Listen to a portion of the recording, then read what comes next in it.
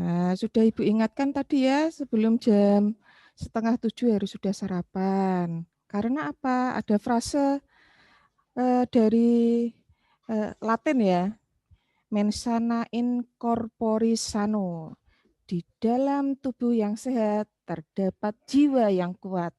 Nah, bagaimana tubuh kita bisa sehat? Ya, kalian harus sarapan, menjaga tubuhnya, apalagi masa pandemik seperti ini ya. Jadi harus dijaga kesehatannya agar bisa mengikuti pembelajaran dengan baik. Paham ya anak-anak ya? Jadi biasakan sebelum pembelajaran dimulai, kalian harus sudah sarapan terlebih dahulu. Oke, kita mulai saja pembelajarannya.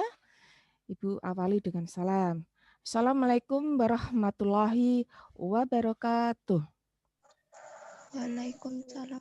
Waalaikumsalam warahmatullahi wabarakatuh. Salam sejahtera untuk kalian semua, anak-anakku yang hebat, kelas 7H. Kita akan mengadakan pembelajaran untuk meneruskan pembelajaran minggu sebelumnya. Ya, di mana pada minggu sebelumnya kita membahas tentang arti, kemudian tujuan dari Bhinneka Tunggal Ika. Bagaimana semboyan Bhinneka Tunggal Ika itu mampu mempersatukan bangsa Indonesia dari berbagai keberagaman, baik suku, agama, ras, maupun antar golongan. Silahkan masuk Muhammad Zaki Nawa di kelas kita.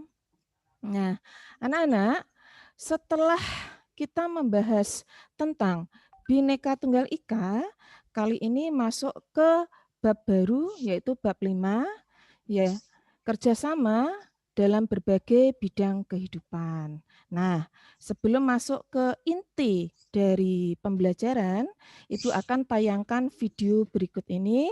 Kalian perhatikan, nanti kita analisis bersama kaitannya dengan pembelajaran kita pada pagi hari ini. Ya.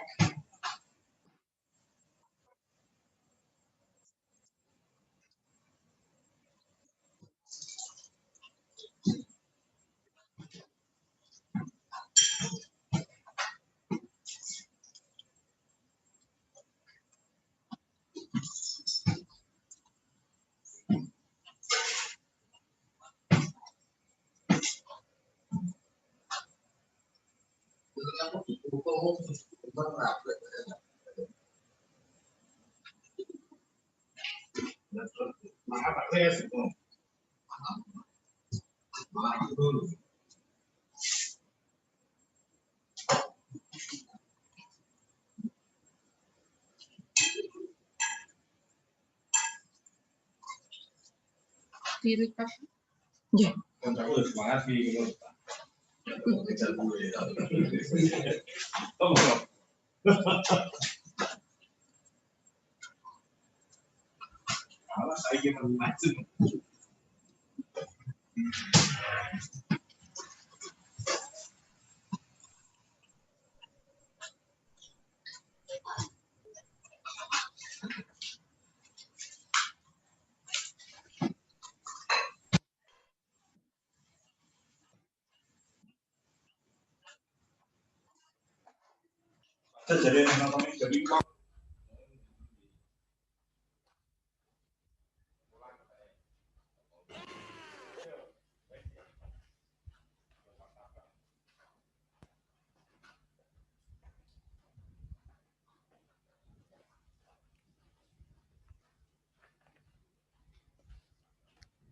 Oke anak-anak,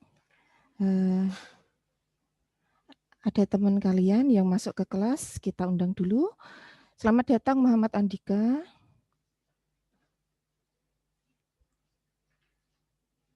Selamat datang Rizka Imalia.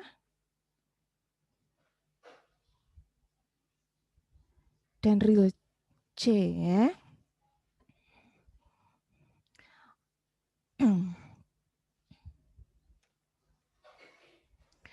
Oke, nah langsung segera kameranya diaktifkan anak-anak. Asa Makfiroh, dengar suaranya Ibu? Dengar, Bu. Oke, suaranya mantap ya Asa. Menurut kamu, video yang Ibu share tadi bercerita tentang apa, Nak? Tentang kerjasama. Kerjasama. Tujuannya untuk apa? Agar pekerjaan ringan. Terkait Dan dengan cepat video selesai. itu tadi, tujuannya untuk apa? Agar selamatkan dari apa itu tadi? Dari jurang bahaya, di mana jurangnya itu terdapat hewan-hewan buas ya yang akan siap menyantap 2 orang itu tadi. Yang satu orang, yang satu keledai ya. Nah, Iya. oke. Nah, makanya dalam sesi ini bab 5 itu tentang kerjasama dalam berbagai bidang. Ibu share PPT yang akan kita bahas bersama-sama dalam pembelajaran kita pada pagi hari ini.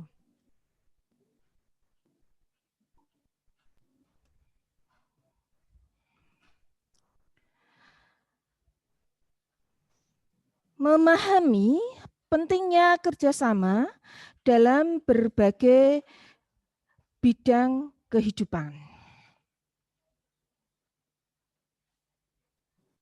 Nah, mengapa kita harus melakukan kerjasama? Mengapa penting kerjasama itu? Ibu memiliki satu cerita yang bagus. Mengapa kerjasama itu penting anak-anak? Ini kisah nyata.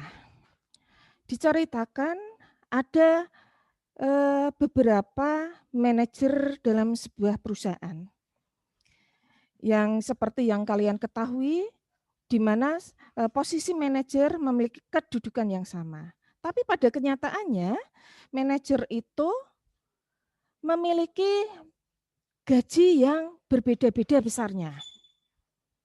Nah, ada satu orang manajer yang gajinya paling sedikit sekali. Pertanyaannya Ibu, silahkan dijawab oleh Dila. Menurut Dila, mengapa gaji manajer itu sedikit? Menurut analisa kamu apa, Dila? Karena manajer tersebut tidak bisa bekerja sama dengan manajer yang lain. Pinter anak, hebat. Nah, menurut penelitian ya anak-anak, ini benar-benar kejadian nyata, ternyata manajer itu bukan orang yang dari pendidikan rendah, bahkan berasal dari suatu universitas yang sangat populer, terkenal dengan mahasiswanya yang memiliki otak cemerlang. otomatis dia adalah orang yang cerdas. Namun karena kecerdasan dan kecekatannya itu, dia tidak mampu bekerja secara tim dengan manajer yang lain. Nah, supaya bisa dipahami, ketika dia tidak bisa bekerja dengan tim, walaupun sehebat apapun orang itu, dengan manajer lain yang bekerja secara tim, otomatis pekerjaan manajer yang bekerja secara tim akan lebih cepat dan lebih ringan, sehingga mereka secara efektif bisa menyelesaikan pekerjaan dengan baik. Nah, itu cerita di balik manajer itu mengapa income-nya lebih sedikit dibanding teman-temannya yang lainnya. Nah, menginjak ke materi, mengapa penting kerjasama? Nah, manusia itu oleh Tuhan diciptakan sebagai makhluk monodualis. Artinya memiliki dua kedudukan. Asa, dua kedudukan manusia itu sebagai apa, Nak?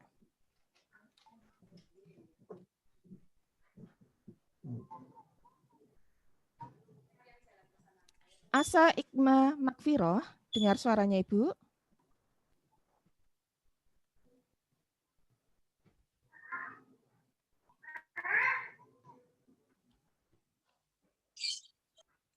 Kanis, Rina, dengar suaranya Ibu? Dengar. Nah, menurut Kanis Rina, manusia sebagai makhluk monodualis, artinya memiliki dua kedudukan. Dua kedudukannya sebagai apa, Nak?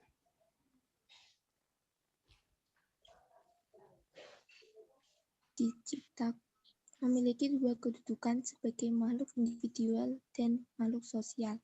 Bagus, pintar. Jadi manusia punya dua kedudukan, yaitu sebagai makhluk individu sekaligus makhluk sosial. Artinya sebagai makhluk individu, dia bertanggung jawab terhadap dirinya sendiri. Ya, mampu bertanggung jawab terhadap perilakunya, baik ucapan maupun perbuatannya. Ya, jadi ucapan dan perbuatan ketika kita berinteraksi dengan orang lain, kadang interaksinya tidak mulus. Ada saja permasalahan, ada saja kesalahpahaman, ada saja ketidakakuran di antara dua manusia.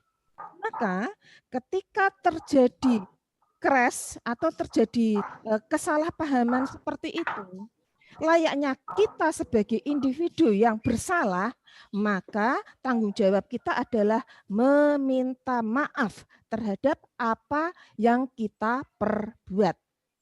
Sampai di sini paham anak-anak? Oke, anak yang hebat. Nah, sebagai contoh perbuatan seorang siswa yang ada di dalam berbagai lingkungan, baik di lingkungan sekolahan, baik di lingkungan masyarakat, baik di lingkungan bangsa dan negara, maka anak-anakku yang hebat, maaf, ada yang datang. Selamat datang, Abdul Muiz. Selamat datang, Vina Aulia dan Triana. Selamat datang di kelas kita. Maka anak-anakku yang hebat, nah, kita lanjutkan pembelajaran kita tadi. Ketika seorang siswa berada di lingkungan masyarakat, ya, berada di lingkungan sekolahan dan bangsa dan negara, kadangkala ketika kamu di sekolahan, pernah enggak seorang guru mengadakan ulangan harian? Pernah. Ada kalanya tidak. Kalian ketika waktunya ulangan harian ternyata dalam kondisi sakit. Pernah. Apakah ketika kalian dalam kondisi sakit bisa diwakili oleh orang tuamu, saudaramu, atau tetanggamu?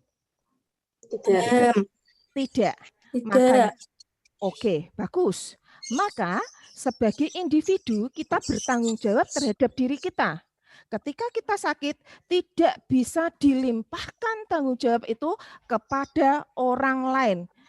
Walaupun itu orang tua kalian sendiri. Bisa dipahami ya? Nah, maka apa yang harus kalian lakukan ketika kalian sakit, yaitu meminta kepada guru yang bersangkutan untuk mengikuti apa? Ulangan susulan. pintar anak-anak. Mengikuti ulangan susulan. Sehingga kamu bertanggung jawab terhadap nilai kamu. Sebagai seorang pelajar, tanggung jawabnya apa? Belajar dan mendapatkan ilmu serta mendapatkan nilai yang baik. Sebagai manfaat dari kamu mengikuti pembelajaran. Seperti itu. Paham ya anak-anak ya? Nah, sekarang Ibu tanya.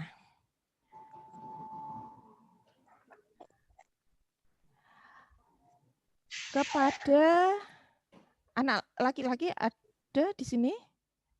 Muhammad Rasya, dengar suaranya Ibu? Dengar? Ya. Menurut Rasya, ketika Rasya pada saat ini naik sepeda motor, kira-kira kalau di jalan raya ditangkap oleh polisi apa tidak? Ya.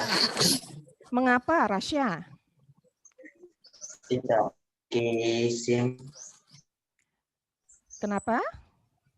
Tidak memiliki SIM atau surat-surat motor Betul. lain. Karena usia Rasya masih belum cukup umur. Ya kan?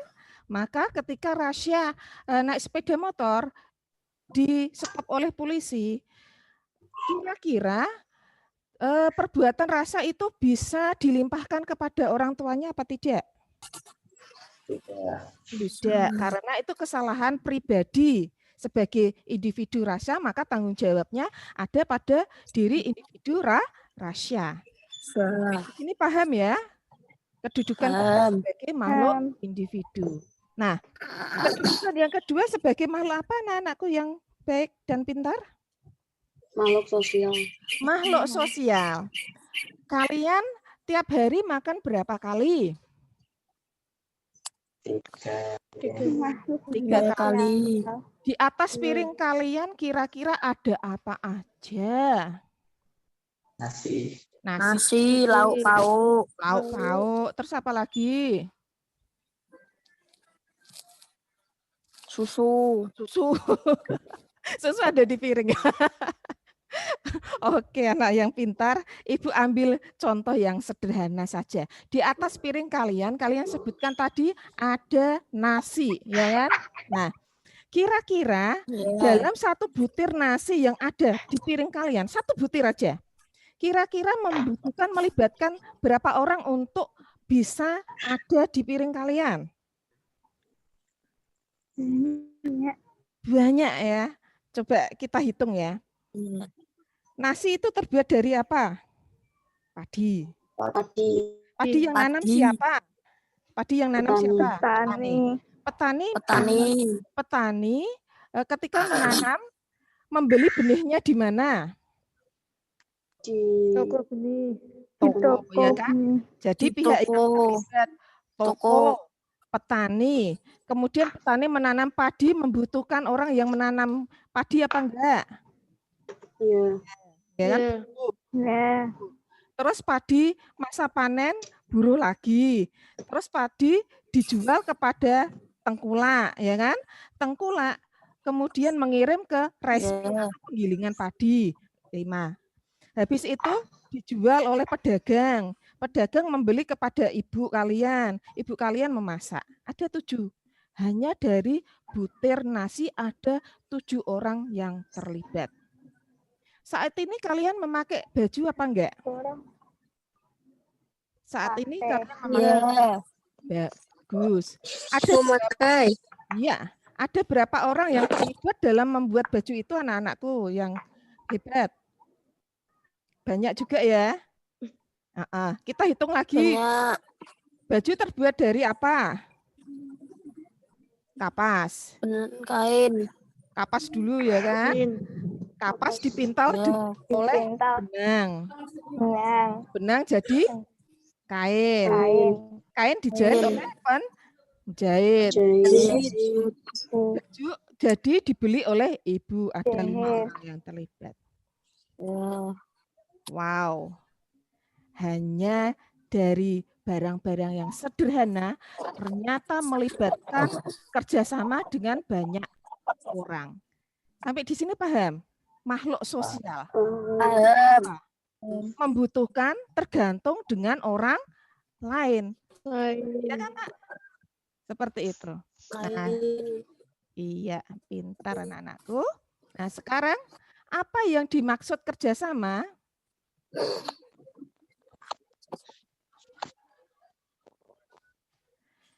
Silahkan dijawab oleh apa ya?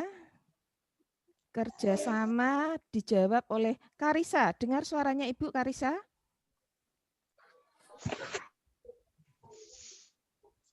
Karisa, dengar suaranya Ibu?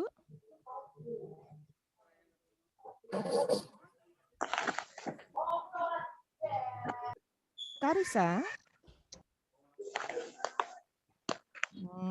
Nggak dengar ya. Oke, Azhar.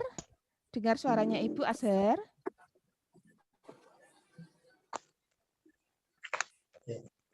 Azhar. Azhar? Halo? Dengar suaranya Ibu anak-anakku? Benar. Adakah yang bisa menjawab apa yang dimaksud dengan kerjasama? Kerjasama adalah melakukan aktivitas bersama orang lain bersama sehingga orang lain pekerjaan, sehingga beban, masalah dapat pekerjaan diselesaikan dan dengan masalah cepat dan ringan. diselesaikan dengan mudah, cepat dan ringan. Oke, bagus anak-anakku yang hebat. Yaitu kerjasama. Pasti dilakukan oleh 2 orang, ya kan? Nah, 2 orang atau lebih minimal 2 orang. Untuk apa? Mencapai tujuan yang diinginkan. Sehingga apa? Tujuannya apa? Agar pekerjaan menjadi lebih cepat selesai. Itu yang dimaksud dengan kerjasama. Berikutnya, anak-anakku, landasan kerjasama, anak-anak, ada 3. Yang pertama, landasan ideal, yaitu sila kedua Pancasila. Ada yang tahu sila kedua, Rasya? Sila kedua bunyinya apa, Nak? Kemanusiaan yang adil dan beradab. Bagus, kemanusiaan yang adil dan beradab. Artinya, memanusiakan manusia. Manusia itu harus hormat menghormati. Ya, harus saling menghargai. Ya, tanpa adanya rasa hormat dan menghargai, niscaya tidak akan terjadi kerjasama di antara 2 orang atau lebih. Yang kedua adalah landasan konstitusional, yaitu pembukaan alinea 1 dan 4, kemudian UUD pasal 11 dan 13, kemudian landasan operasionalnya adalah peraturan perundang-undangan yang lainnya. Nah, kemudian apa saja sih bentuk-bentuk kerjasama? Seperti yang Ibu bilang tadi, bentuk kerjasama ada 4 bidang, baik pendidikan, ekonomi, kesehatan, dan hukum. Pendidikan misalkan, anak-anak, contohnya adalah pertukaran pelajar. Pernah mendengar ya, pertukaran pelajar antara Indonesia dengan Jepang misalnya. Kita bertukar pelajar di sana, kemudian belajar budayanya yang baik-baik. Orang Jepang budayanya bagus-bagus ya, terutama budaya etos kerjanya, kedisiplinnya, seperti itu. Kemudian yang orang Jepang juga mempelajari budaya kita. Kemudian di bidang ekonomi ekspor impor, kita mengekspor bahan mentah yang belum ada di negara yang lain, negara lain mengolah kemudian mengembalikan ke negara kita untuk dinikmati, saling menguntungkan. Bidang kesehatan misalnya pengawasan obat dan kosmetik, di mana ketika ada kosmetik ilegal, ada informasi dari negara lain sehingga rakyat kita menjadi aman. Bidang hukum ketika ada pelanggar, misalnya polisi menangkap tersangka, kemudian pihak kejaksaan kemudian melakukan tuntutan, kemudian hakim memutuskan seperti itu. Atau ketika ada undang-undang baru, kemudian disosialisasikan kerjasama dengan pihak sekolahan. Pernah melihat seperti itu pasti, ya kan? Seperti itu. Oke, anak-anakku. Kemudian slide yang terakhir. Manfaatnya apa? Agar kamu bisa bersosialisasi ketika kita kerjasama. Gotong royong misalnya. Semuanya. Predikat kita sebagai dokter, sebagai kepala sekolah, sebagai guru, sebagai polisi, sebagai tukang becak, semua titel diletakkan. Kita bersosialisasi dengan masyarakat, tidak memandang kedudukan lagi. Mendapatkan kemudahan ketika kita bersosialisasi, apa yang punya kita masalah, pasti banyak yang bersimpati dan membantu kita mengendalikan ego karena kita hormat kepada orang lain, berjiwa kepemimpinan, berani berpendapat, berani mengambil keputusan, bertoleransi terhadap perbedaan itu tadi, ya, dari latar belakang apapun, tidak dipandang seperti itu, saling berbagi dalam kebersamaan. Anak-anakku, sudah memahami materi kita bukan? Sudah. Oke, bagus. Maka lihat gambar berikut. Nah, gambar puzzle ini kalian taruh di buku tugas, kemudian setiap gambar taruh di sini. Tujuan kerjasama dari gambar itu apa? Apa manfaat dan dampak kerjasama tersebut? Apakah kegiatan tersebut masih kita temui dalam masyarakat sekarang? Supaya kalian lihat kerjasama di masyarakat perkotaan sudah sedikit luntur dibandingkan masyarakat pedesaan. Maka apakah menurut kalian kerjasama seperti gambar-gambar itu sudah ada atau masih ada di lingkungan kalian? Deskripsikan secara singkat dalam paling sedikit dalam satu paragraf. Paham ya anak-anak? Oke. Wah, anak-anakku yang hebat. Saat ini kita sudah selesai mengikuti pembelajaran pada sesi ini. Pembelajaran Ibu cukupkan sekian. Untuk lebih lanjutnya, kalian nanti Ibu arahkan lewat voice recorder melalui grup WA yang akan datang. Nah, terima kasih atas kerjasamanya. Sukses selalu untuk anak-anakku yang hebat dan pintar. Salam untuk semuanya. Tetap jaga kesehatan, tetap semangat, dan tetap mengerjakan tugas dengan baik. Ibu akhiri sekian pada sesi pembelajaran ini. Assalamualaikum warahmatullahi wabarakatuh. Waalaikumsalam warahmatullahi wabarakatuh. Waalaikumsalam warahmatullahi wabarakatuh. Anak-anak hebat.